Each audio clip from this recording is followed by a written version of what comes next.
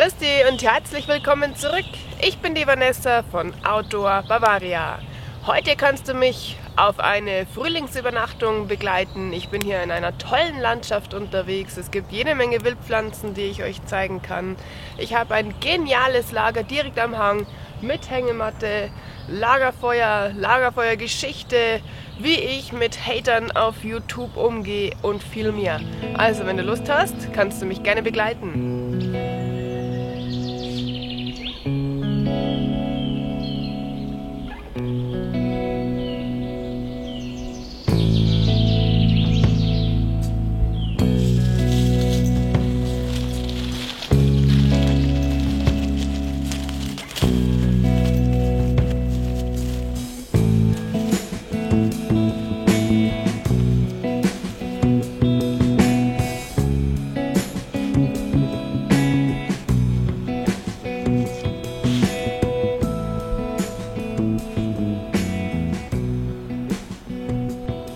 Der Holunder ist der erste, bei dem die Knospen schon aufgeplatzt sind und die Blätter draußen sind. Jetzt geht's bestimmt Schlag auf Schlag. Zeit wird's. Ich verstecke jetzt meinen Rucksack hier im Unterholz, denn ich weiß, dass hier unten am Fluss schon der Bärlauch sprießen müsste. Und da möchte ich meine Portion fürs heutige Abendessen holen.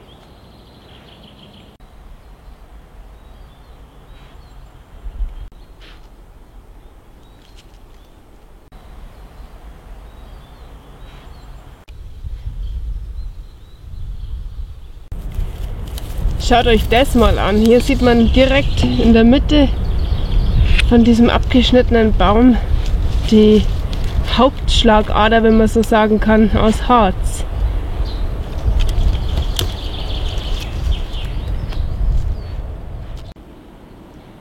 Ich nehme davon jetzt ein bisschen was mit, weil das ist ein perfekter Feuerstarter.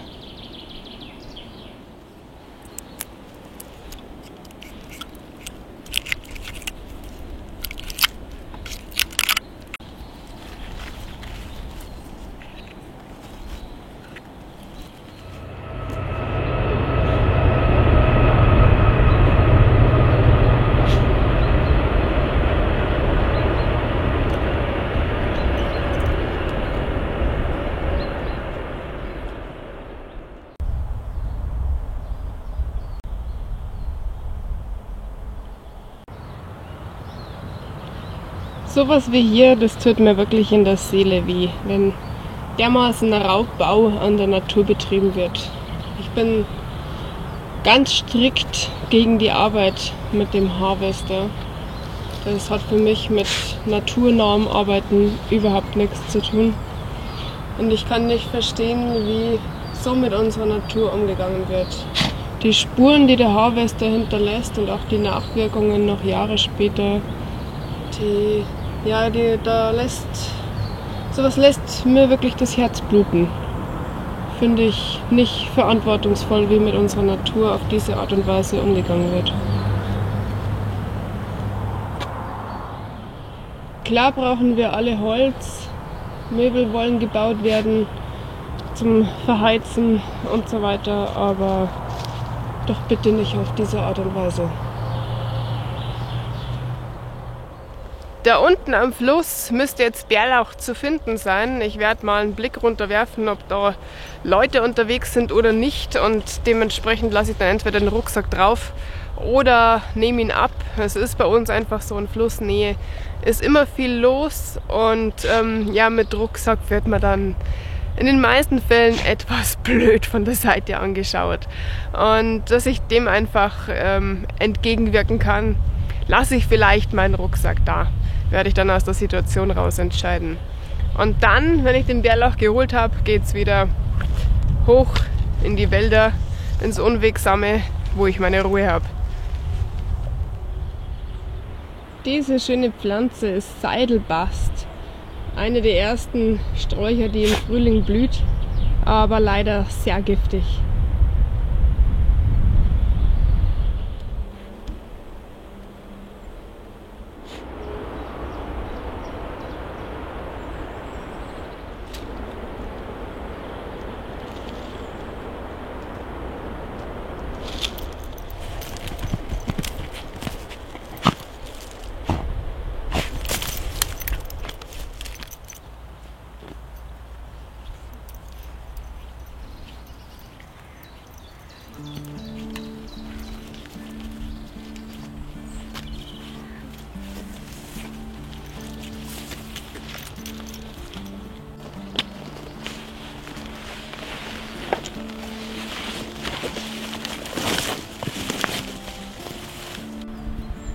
Schaut euch das an.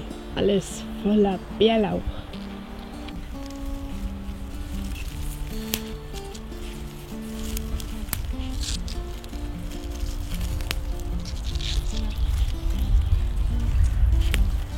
Auch hier gilt natürlich wieder beim Sammeln, nimm nur das mit, was du wirklich benötigst und den Rest lass stehen.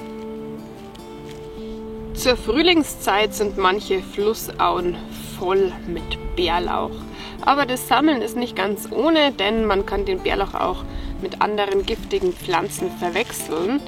Wie man ihn erkennt und was die anderen Verwechslungspflanzen sind, das würde jetzt hier den Rahmen sprengen. Aber ich habe da schon mal ein sehr ausführliches Video drüber gemacht. Das verlinke ich euch natürlich in der Videobeschreibung. Der Bärlauch gehört zu den Zwiebelgewächsen. Man kann hier nicht nur die Blätter essen, sondern auch die Blüten und die Zwiebel. Wie alle Zwiebelgewächse ist auch der Bärlauch antibiotisch und blutreinigend. Also gerade wenn man vielleicht im Frühjahr ein bisschen kränkelt, schadet eine Portion Bärlauch mit Sicherheit nicht.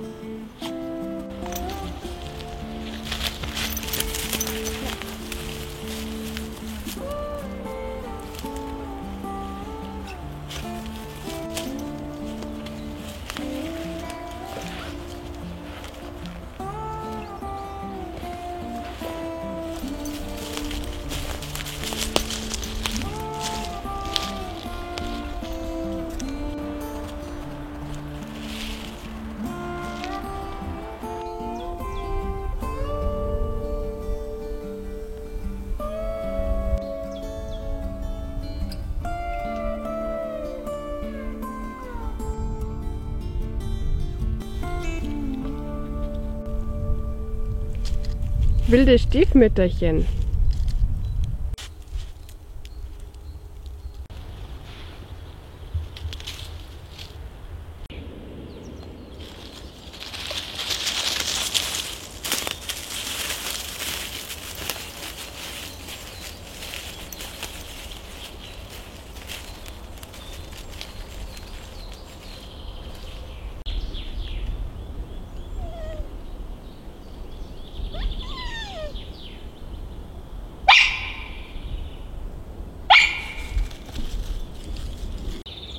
In meiner Gegend sind sehr viele Wälder vom Borkenkäfer zerfressen. Und solche Bäume, wie sie hier stehen, können beim Sturm oder stärkerem Wind sehr schnell gefährlich werden. Denn wie ihr seht, die Rinde ist komplett abgefallen, der Baum ist tot und das ist dann natürlich ein Wackelkandidat beim Sturm.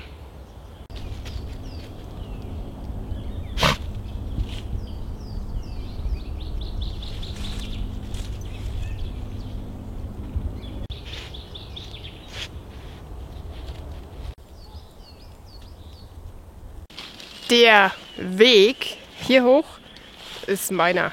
Je unwegsamer, desto besser, weil die Leute gehen immer da, wo es einfach ist zum Spazieren, wo nichts im Weg liegt, keine Steigungen und sowas Unwegsames ist perfekt, wenn man seine Ruhe haben möchte.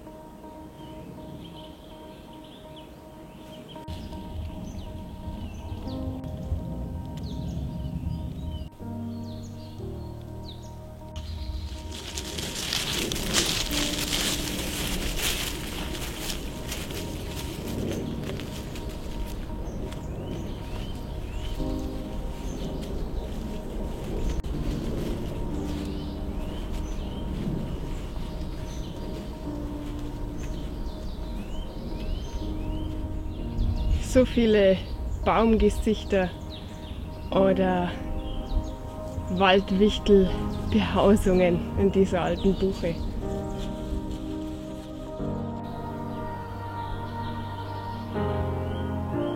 Hier in diesem Hang gibt es immer mal wieder so kleine Plateaus, wo es einigermaßen eben ist. Und ich habe hier ein schönes Plateau gefunden, wo einige große Buchen draufstehen. Und zwischen die werde ich mir jetzt mal eine Hängematte spannen und dann ist absolute Entspannung angesagt.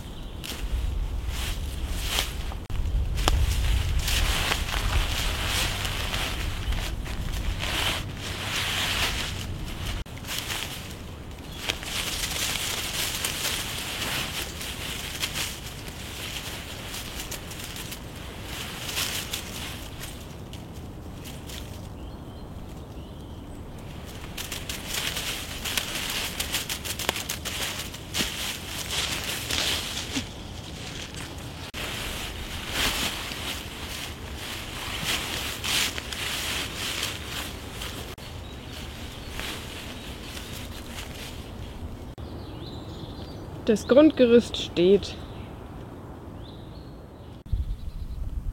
Die Finja hat heute ihren eigenen Schlafsack. Mit in die Hängematte darf sie nicht. Und nur mit Decke ist es zu kalt. Jetzt schläft sie in einem meiner Sommerschlafsäcke.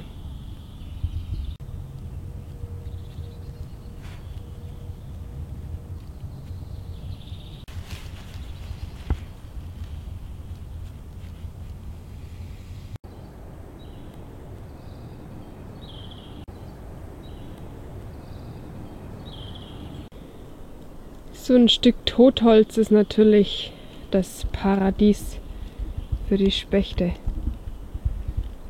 Hier gibt es die Schwarzspechte.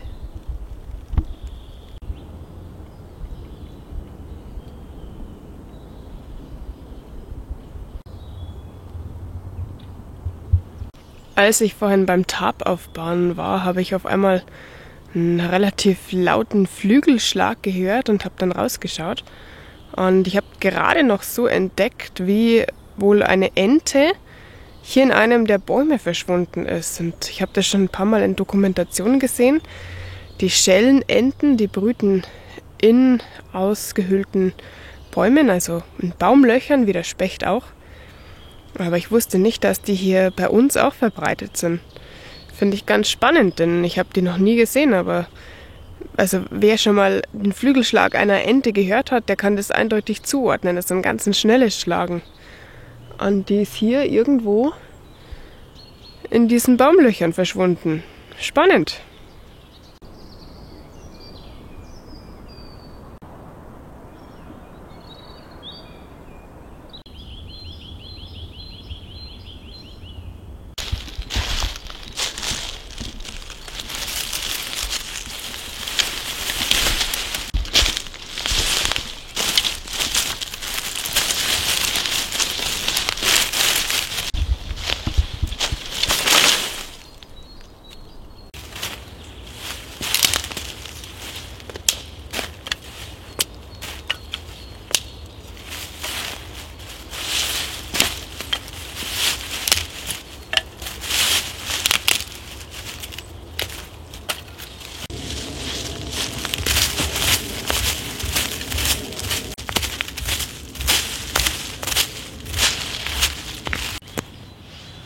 Ich habe so einen kleinen Klappspaten, den habe ich vor ein paar Jahren mal total günstig bekommen.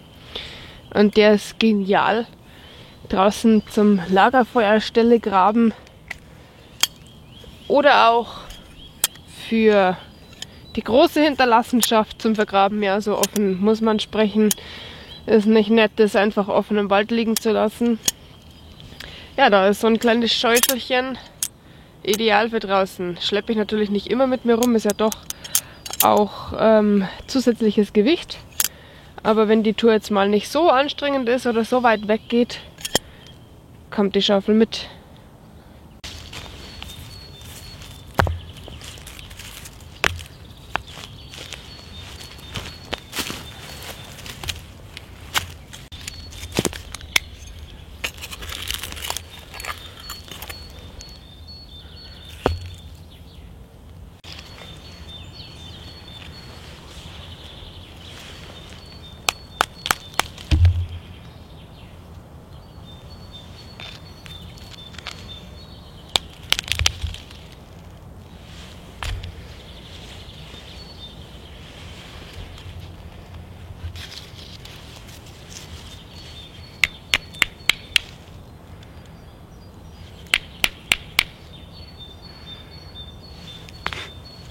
Wow.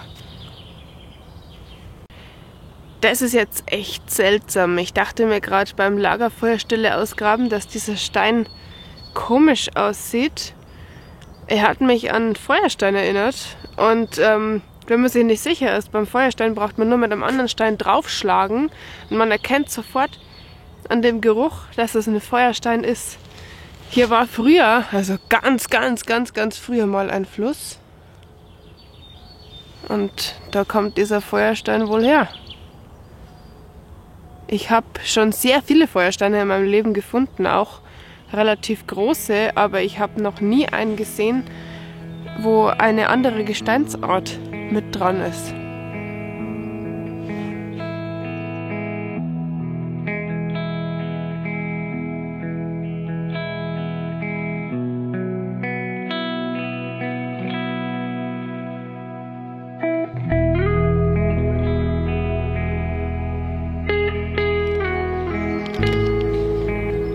Heute habe ich was zum Testen dabei, nämlich ein Feuerstarter, nennt sich Instafire. Ja, und der große Vorteil an diesem Feuerstarter soll sein, dass es auch nasses Holz zum Brennen bringt. Man kennt es wohl aus der englischen Version von Die Höhle des Löwen, glaube ich, heißt's, wo neue Firmen, Startups und einfach Firmen vorgestellt werden, die weiterkommen wollen. Und ja, das sind Investoren, die dann das nötige Kleingeld fließen lassen oder auch nicht. Und die englische Version davon heißt Shark Tank und da kam dieses Produkt und hat anscheinend ziemlich eingeschlagen. Ich bin gespannt, ich werde es jetzt heute zum ersten Mal hier draußen testen. Man kann es entweder mit dem Feuerzeug starten oder auch mit dem Feuerstahl. Ja, und eben es soll eben auch nasses Holz zum Brennen bringen durch die enorme Hitze, die das entwickelt. Ich bin einmal gespannt. Also heute mal der kleine Test. Wenn es mich da überzeugt, dann gibt es vielleicht noch einen großen Praxistest. Mal schauen.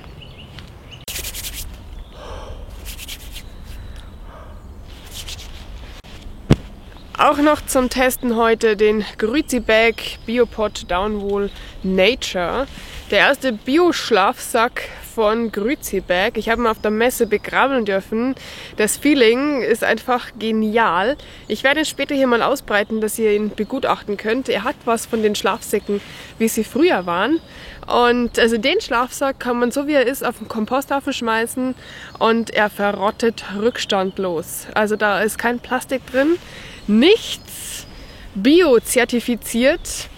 Klingt natürlich alles schon mal sehr geil und ich bin gespannt, wie das Schlafklima ist, aber wie ich es von Grüzi-Bag kenne, bestimmt bombastisch. Wir werden sehen.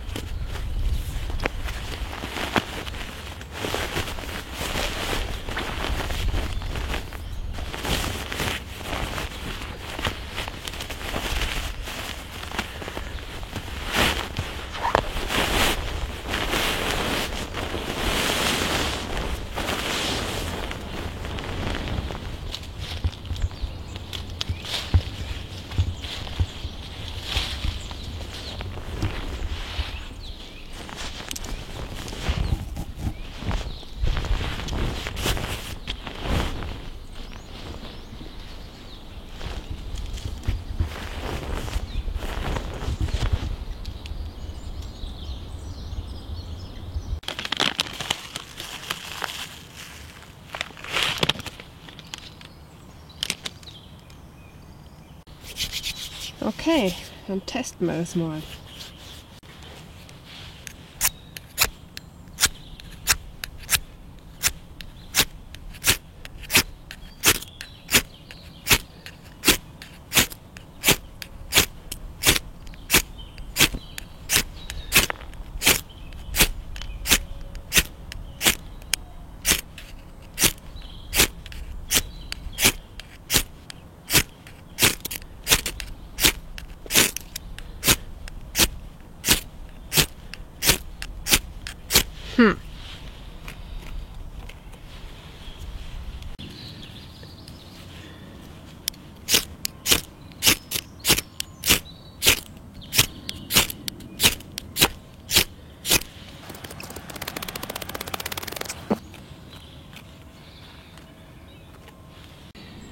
Ich habe jetzt gute 5 Minuten probiert, das gute Zeug hier zu starten mit dem Feuerstahl, aber unmöglich. Ab und wann hat es mal kurz geglimmt, aber das war's. Na, dann probieren wir es mal mit dem Feuerzeug.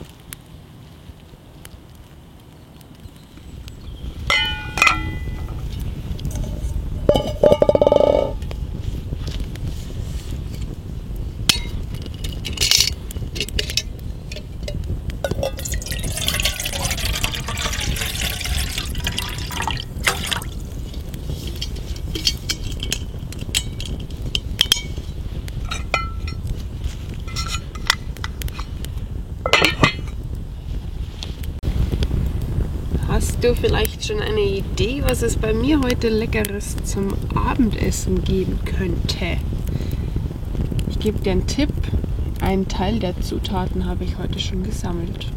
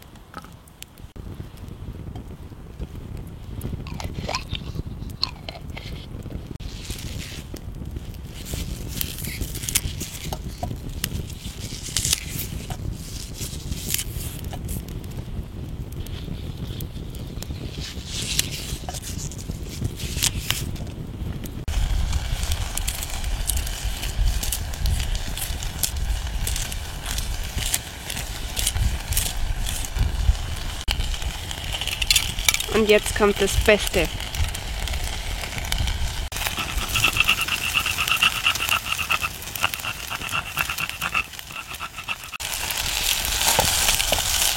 Nudeln mit Bärlauch-Pesto verpasst. Das wird sehr lecker sein.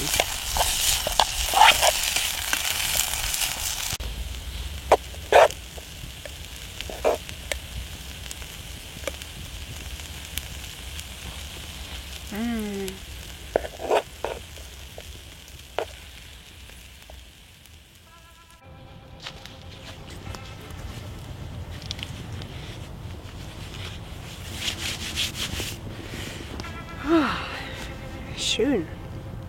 Das Essen war jetzt richtig lecker. Ich hoffe bloß bei dem Thema, das ich jetzt anschneiden möchte, dass mir das Essen nicht wieder hochkommt. Vielleicht erinnert sich der ein oder andere noch daran, mir ist natürlich absolut klar, dass jemand, der in der Öffentlichkeit steht, mit sowas rechnen muss. Das ist auch okay. Es ist okay, wenn es da Leute gibt, die mich nicht mögen. Es ist auch okay, wenn es Leute gibt, die über mich schimpfen.